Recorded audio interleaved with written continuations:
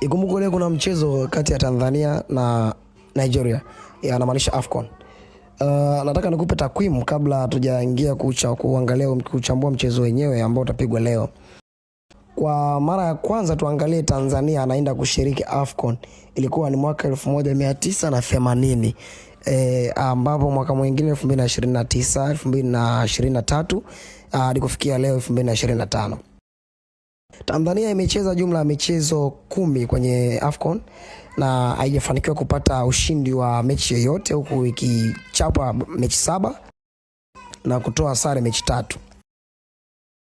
Kwenye michezo yote 10 Tanzania imefanikiwa kupata magoli 6, huku ikipigwa mabao 18 kwenye michezo yote 10. Kwenye michezo mitatu ya ufunguzi, na maanisha kwenye ufunguzi wa AFCON, Tanzania imepigwa michezo yote na haijafanikiwa kutengeneza pointi hata moja. Tuangalie sasa mchezo dhidi ya Nigeria ambao utachezwa leo saa 1 kwa masaa ya Afrika Mashariki. Tanzania na asilimia chache sana za ushindi kutokana na uwezo wa wachezaji wa Nigeria kuwa ni mkubwa sana. Huku wachezaji wengi wakitokea Ulaya, huko kwetu kulikuwa na ukata wa wachezaji wale wenye uwezo mkubwa sana tofauti na Nigeria.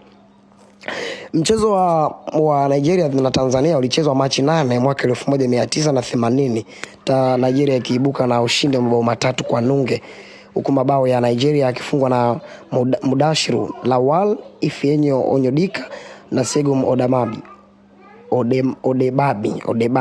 Huku Tanzania wakifungiwa na Mkambi, ambao goli liliitwa goli la Soko. Goli ambalo lilifungwa dakika 54, ambapo Tanzania waliibuka kidedea kumfunga Nigeria.